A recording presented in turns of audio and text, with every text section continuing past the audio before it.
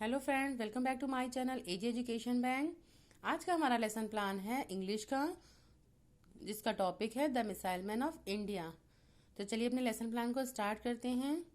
Guys, जब हम जाते हैं बीएड में ट्रेनिंग के लिए, टीचिंग के लिए जाते हैं, तो हमें वहाँ पे ब्लैक बोर्ड पे बच्चों को पढ़ाना होता है। तो ब्लैक बोर्ड किस टाइप से फिल किया जाता है ये हम आपको इसी प्लान से बताते हैं। जो ब्लैक बोर्ड का बिल्कुल मिडिल साइड होता है वहाँ पे सब्जेक्ट डालते हैं, फिर नीचे सब सब्जेक्ट डालेंगे और टॉपिक डाल के उसकी जगह छोड़ देंगे। उस टाइम उसको फिल नहीं करेंगे। डेट बिल्कुल साइड में डालेंगे, फिर एक साइड में क्लास, पीरियड एंड ड्यूरेशन डाल के इतना छोड़ देंगे।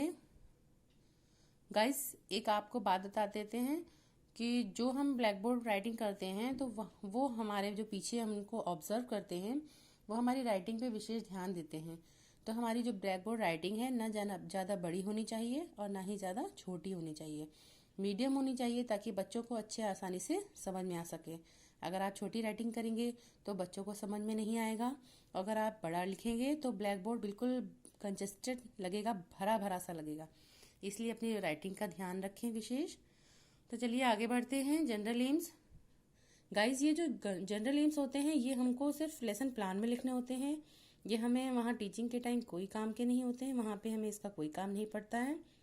तो इसमें देखिए हमने 5 पॉइंट लिखे हैं। इसके बाद आते हैं स्पेसिफिक एम। इसमें हमने 3 पॉइंट लिखे हैं, 1, 2 एंड 3 पॉइंट लिखे हैं। इसके बाद हमारा आता है टीचिंग एड्स। इसमें है ऑर्डिनरी क्लासरूम इक्विपमेंट्स। अगर आप चाहें तो चौक, डस्टर, जो भी आप यूज़ करते हैं, पॉइंटर वगैरह, तो वो भी आप यहाँ पे मेंशन कर सकते हैं। गाइस, लेसन प्लान जब आपको शो करना होता है, टीचिंग करनी होती है, तो आप जो अपने साथ जितने इक्विपमेंट ले जा सकते हैं वो आप सारे लेकर के जाएं, ताकि आपको कोई डिस्टर्बेंस ना हो। जैसे चौक अपनी लेकर के जाएं, डस्टर लेकर के जाएं, पॉइंटर होता है पॉइंटर लेकर के जाएं, और ब्लैक बोर्ड भी मिलते हैं, जो रोलिंग बोर्ड होते हैं वो मिलते हैं, वो लेकर के जाएं। और जो अगर आपके टीचर्स ने बताया है कि जो इससे रिलेटेड कोई चार्ट बनाना है तो वो भी लेकर के जाएं। इससे क्या होगा, आपका लेसन प्लान प्रभावी तरीके से आप उसको पढ़ा पाएंगे। तो चलिए आगे देखते हैं। Previous knowledge. The student have some knowledge about the lesson. इसके बाद आते हैं हमारे इंट्रोडक्शन। गाइज, ये जो इंट्रोडक्शन है ये इस लेसन प्लान का सबसे मेन पॉइंट है। अगर हमारे इंट्रोडक्टरी क्वेश्चन ही अच्छे नहीं होंगे तो हमारा लेसन प्लान भी सही नहीं होगा।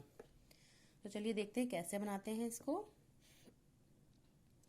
इसमें 5 पॉइंट हैं, 5 क्वेश्चन लिखे जाते हैं। इसमें कम से कम 4 और ज़्यादा से ज़्यादा 5 तो क्वेश्चन होने ही चाहिए। इससे कम आपके क्वेश्चन होंगे तो लेसन प्लान अच्छा नहीं होगा। और जो इसके स्टार्टिंग के जो क्वेश्चन हैं वो इजी होते हैं, ताकि बच्चे उसका आंसर कर सकें। और जो लास्ट वाला क्वेश्चन होता है वो प्रॉब्लमेटिक होता है, यानी कि बच्चे उसका आंसर नहीं दे पाते हैं। तो पहला क्वेश्चन है, which country do we live. तो बच्चों की तरफ से आंसर आता है India. How many religion are in India. 4 religion. Name of those religion, तो हिंदू, मुस्लिम, सिख, ईसाई। 4th क्वेश्चन है, which Muslim president is known as missile man of India. तो बच्चे बता देंगे डॉक्टर अब्दुल कलाम। 5वां क्वेश्चन है, what do you know about Abdul Kalam the missile man of India. तो बच्चों का आंसर आएगा नहीं, क्योंकि बच्चों ने चैप्टर पढ़ा नहीं है।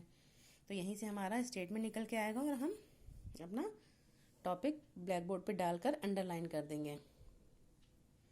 गाइस, जो ये क्वेश्चन होते हैं, तो जो हमारा पहला क्वेश्चन होता है उससे आंसर निकलता है, उसी के आंसर से दूसरा क्वेश्चन, इसी के आंसर से तीसरा क्वेश्चन, और तीसरे क्वेश्चन के आंसर से चौथा क्वेश्चन, और चौथे क्वेश्चन के आंसर से 5वां क्वेश्चन हमारा निकलना चाहिए।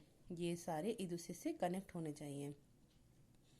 अच्छे इंट्रोडक्टरी क्वेश्चन की यही पहचान है, ठीक है। इसके बाद जो छात्राध्यापिका होती है, पीपल टीचर होती है, ये स्टेटमेंट बोल के अपना टॉपिक डाल देती हैं। फिर आगे चलते हैं अपने प्लान की तरफ। फिर हमारा आता है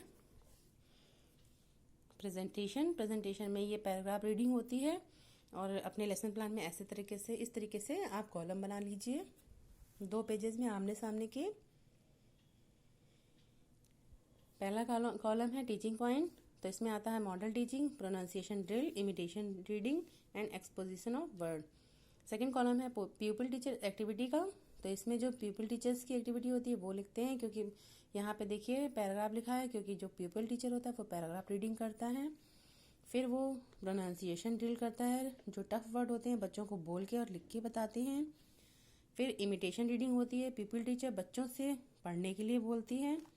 इसके बाद आते हैं एक्सपोजिशन यानी कि वर्ड मीनिंग। वर्ड मीनिंग ये ब्लैक बोर्ड पे लिख के बताए जाते हैं। फिर आती है students activity.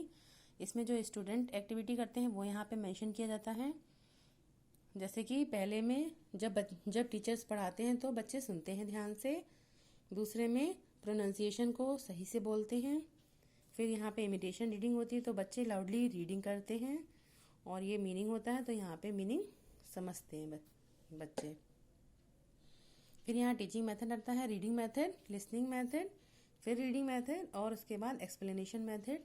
Black board work में हम पहले प्रोनाउंसिएशन और वर्ड लिखेंगे, इसके बाद वर्ड मीनिंग लिखेंगे यहाँ पे। इसके बाद नेक्स्ट पेज पे भी ऐसे कॉलम बना लेंगे। फिर लास्ट में आते हैं कॉम्प्रिहेंसिव क्वेश्चन, यानी कि जो हमने पैराग्राफ पढ़ाया है उसी के अंदर से कुछ क्वेश्चन हमें बच्चों से पुटअप करने होते हैं और उसके आंसर स्टूडेंट एक्टिविटी में देते हैं। जो बच्चे आंसर देते हैं वो यहाँ पे लिखते हैं। ये हमको पार्ट योजना अपनी पहले से बनाकर ले जानी होती है। पहले इसको टीचर्स अलाउ करते हैं, फिर हम इसको प्रेजेंटेशन देते हैं। ये देखिए हमने यहाँ पे 2 यूनिट बनाई है, तो हम फिर से वही मॉडल रीडिंग, प्रोनाउंसिएशन ड्रिल वैसे ही पूरा लिखेंगे। तो इसके लिए एक पेज और लगेगा। फिर वही 4 कॉलम बना लेंगे। Exposition of word, comprehensive question, जो पहले पैराग्राफ में किया था वही इसमें भी करेंगे। सबसे लास्ट में आते हैं इवैल्यूएशन क्वेश्चन, यानी कि मूल्यांकन प्रश्न। ये मूल्यांकन प्रश्न इन प्रश्नों से थोड़े अलग होते हैं, लेकिन इसका आंसर बच्चों को नहीं देना होता है। यहाँ पे इस पेज की कोई भी एक्टिविटी नहीं है। इसके बाद आता है हमारा होमवर्क। सारा कुछ पढ़ाने के बाद, समझाने के बाद अच्छे से बच्चों को होमवर्क दे दिया जाता है और बच्चे जो है होमवर्क नोट कर लेते हैं। गाइस, जो आपको रोलिंग बोर्ड मिलता है उस पर आप अपना होमवर्क घर से लिख करके ले जाएं, ताकि आपको टीचिंग करते समय ज़्यादा प्रॉब्लम ना हो और आपके समय की बचत हो। तो ये रहा मेरे लेसन प्लान। आप लोग बताइएगा आपको कैसा लगा। अगर आपको ये अच्छा लगा हो तो प्लीज़ इसे लाइक शेयर ज़रूर करिएगा। Okay friends, bye.